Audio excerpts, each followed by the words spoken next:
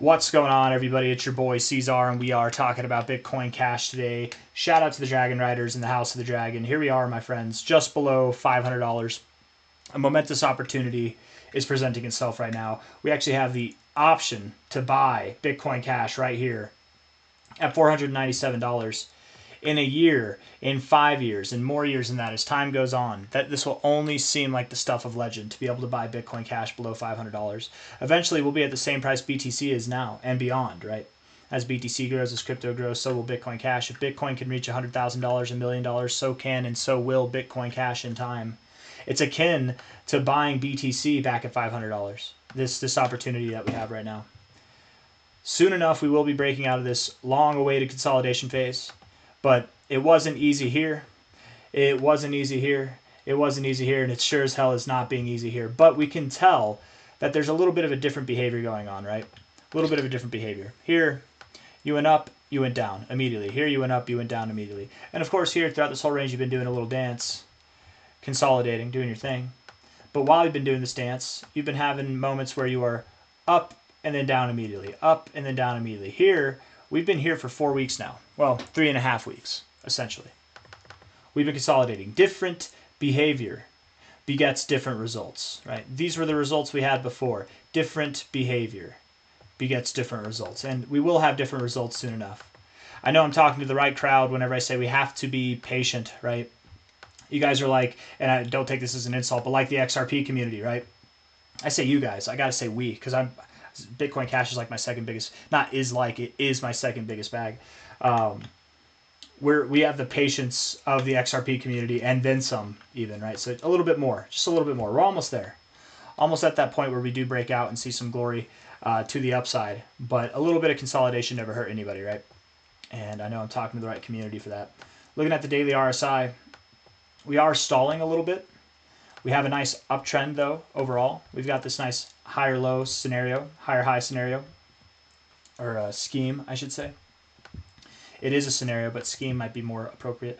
I would expect that with this kind of flat top in the RSI, we will break out. We will bust through not just a little bit into the overbottom, but probably into deeper readings above the 80s and see something that is rather spectacular. Hold on, guys. Let me go check this out.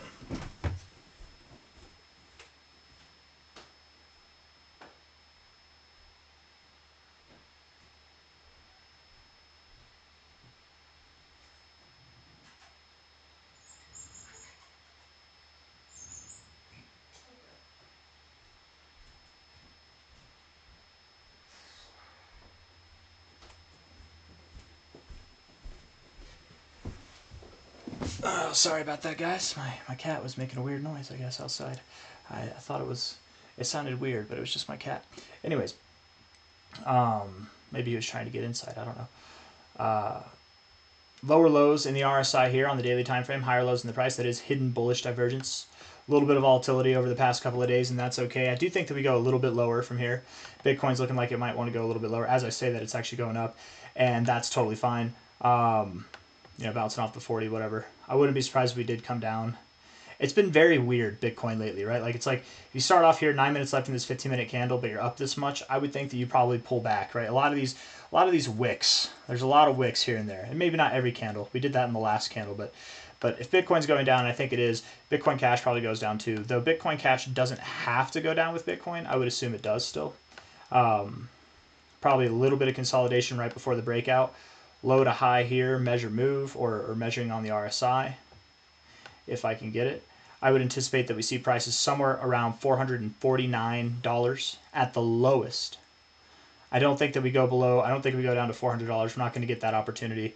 That's long and gone, right? The days of buying below $500 are certainly alive and well as of now, but buying below $400, I think those days are beyond us now, my friends. If we're fortunate enough, if the fortuitous occasion comes upon us to buy below $400, I mean, we'll have to seize that. I'll sell my freaking shoes, but I don't think we're going to get that. $449 is probably the lowest we get. Let's look at something else, because I don't know if I like that fib. Let's take this high to low here.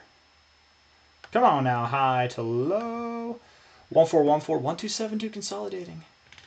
I don't know. I mean, technically from here, the target area you'd go to would be like 420 to 395. I just don't see. I mean, how much of a percentage drop is that?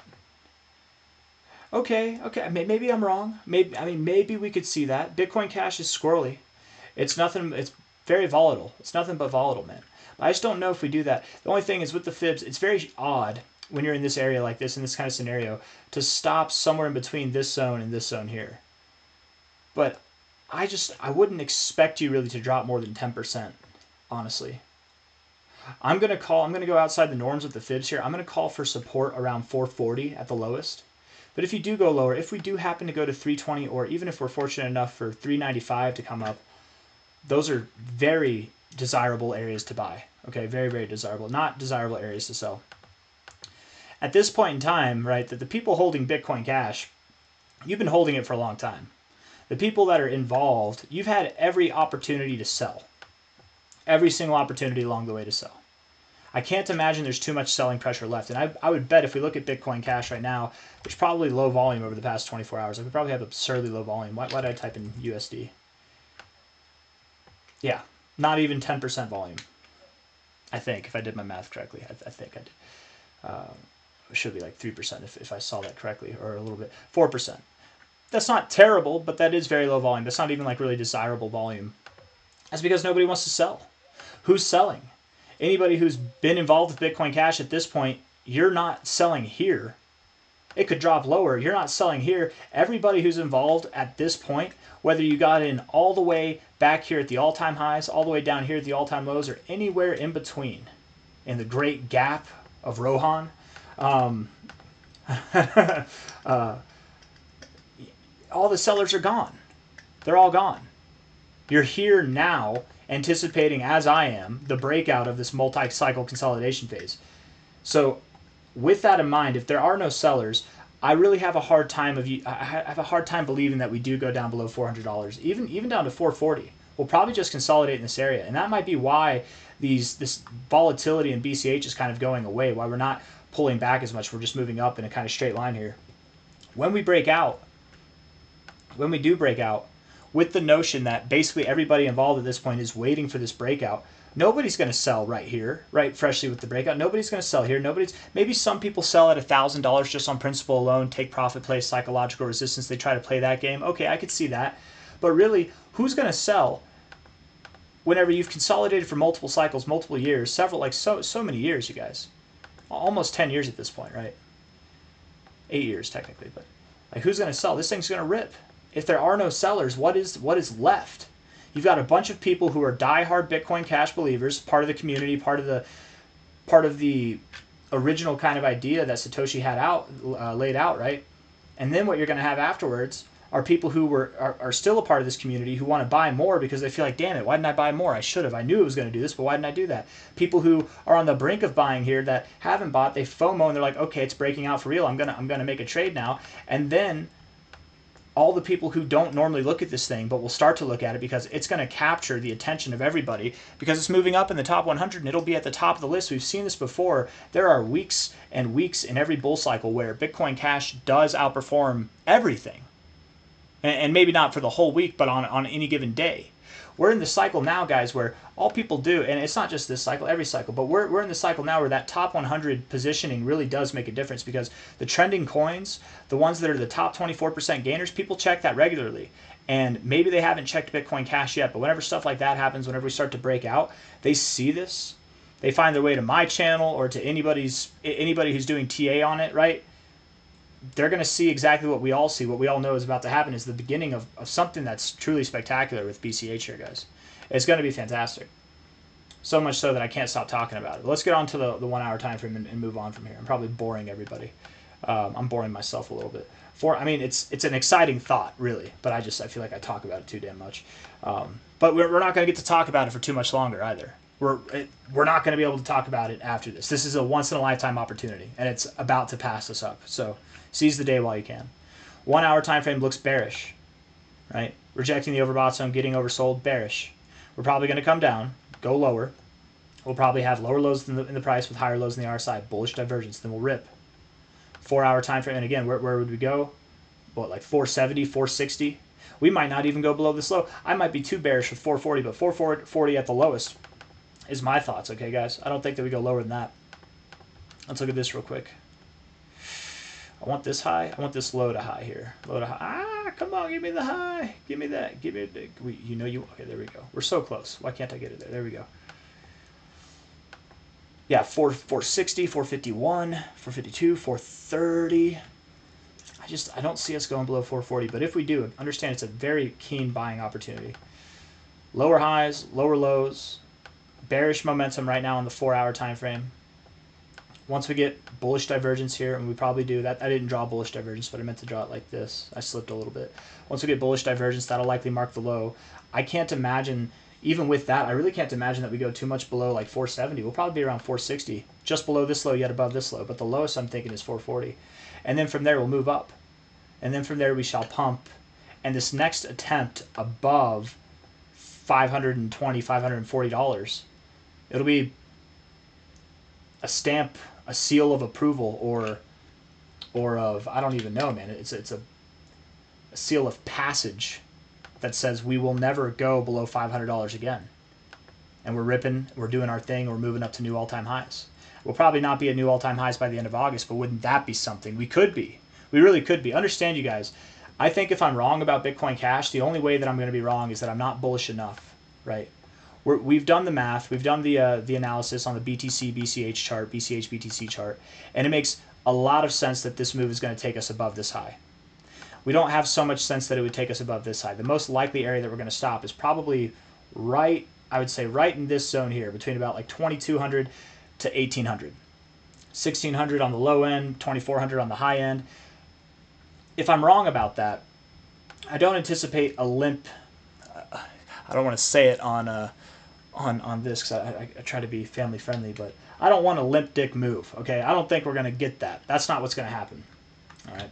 I try to keep the language appropriate, but I think I'm talking to the right community, or I'm talking to people who probably don't really care,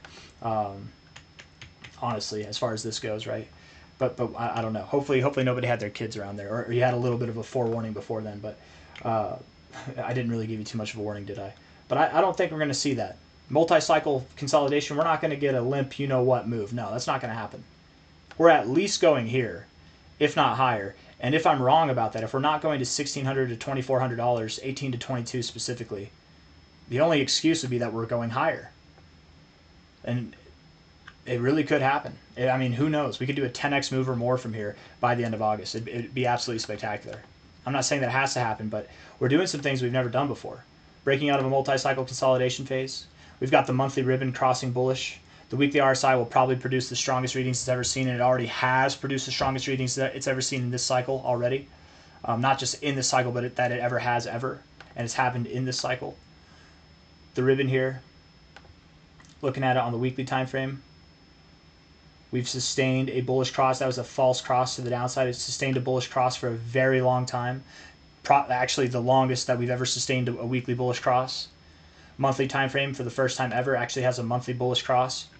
We've pulled back and found that. I mean, the repercussions of this, if anything, might be underestimated, right? I might be underestimating it with a call to go here. Like, genuinely, we could see something incredibly larger. But I'm done talking.